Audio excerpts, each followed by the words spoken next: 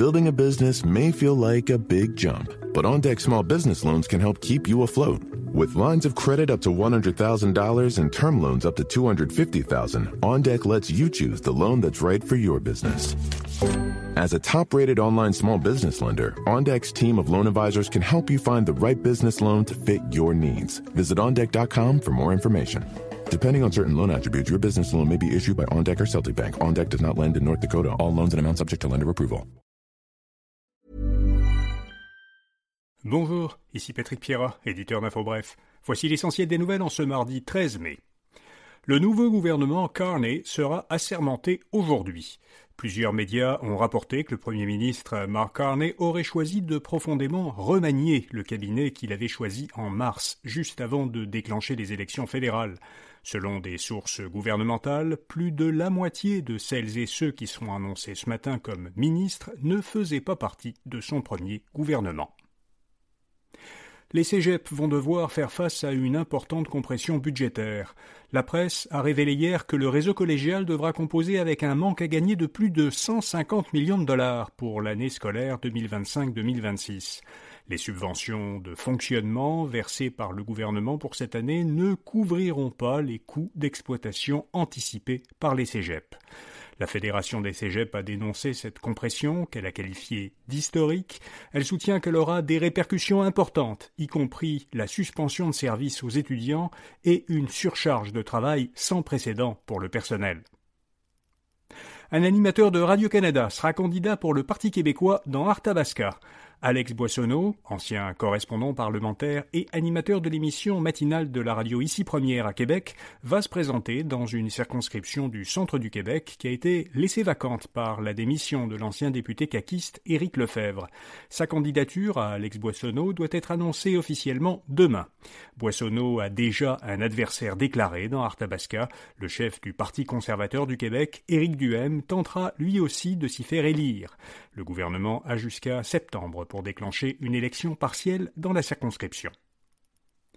Les États-Unis et la Chine suspendent la majeure partie de leurs tarifs douaniers. Après 2 jours de négociations à huis clos en Suisse, les gouvernements américains et chinois ont annoncé hier qu'ils avaient accepté de réduire pendant 90 jours les tarifs douaniers qu'ils s'étaient mutuellement imposés. Les tarifs américains imposés à la Chine passeront de 145% à 30%, et les tarifs chinois imposés aux États-Unis passeront de 125% à 10%. Les deux pays ont indiqué qu'ils allaient poursuivre leurs négociations commerciales au cours de cette trêve tarifaire de 3 mois. Un otage israélo-américain a été libéré par le Hamas. Eden Alexander, un jeune soldat israélien qui a la nationalité américaine et qui avait été capturé lors de l'attaque du 7 octobre 2023, a été rapatrié hier en Israël.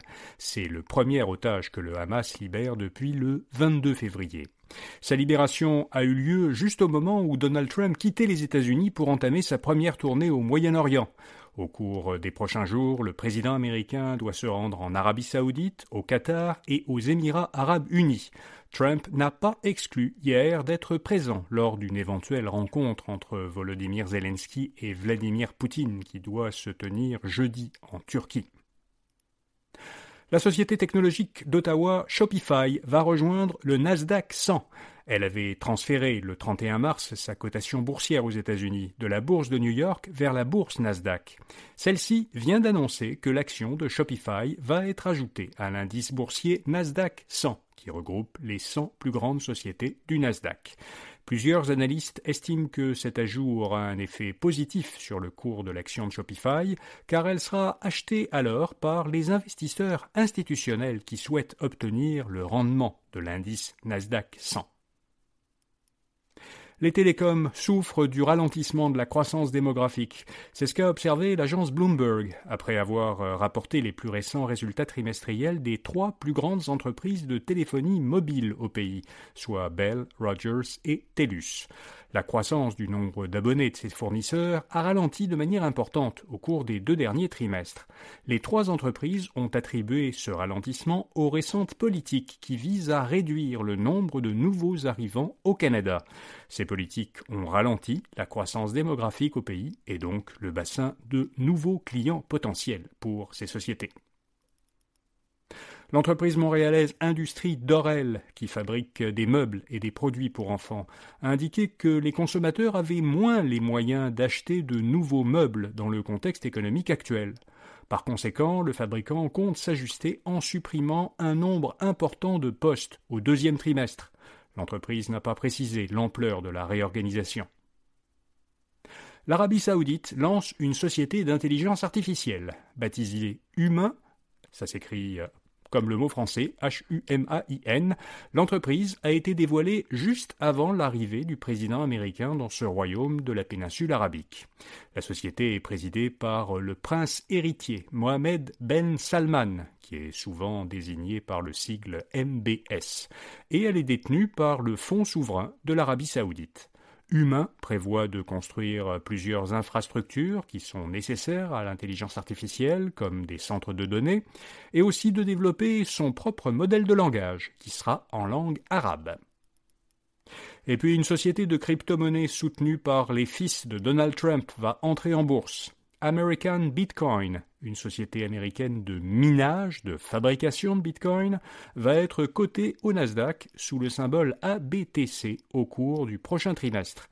98% des actions de l'entreprise seront détenues par les actionnaires actuels, dont les deux fils du président américain, Eric Trump et Donald Trump Jr.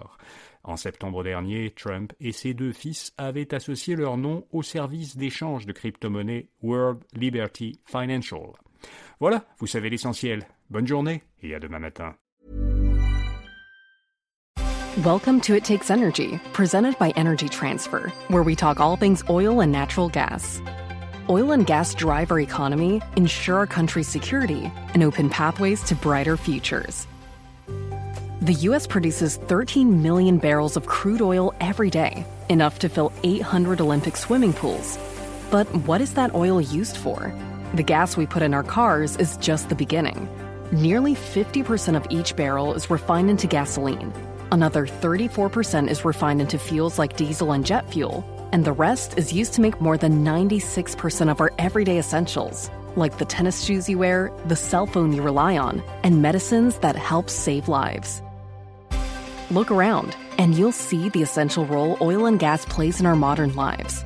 Our world needs oil and gas, and people rely on us to deliver it. To learn more, visit ittakes.energy.com.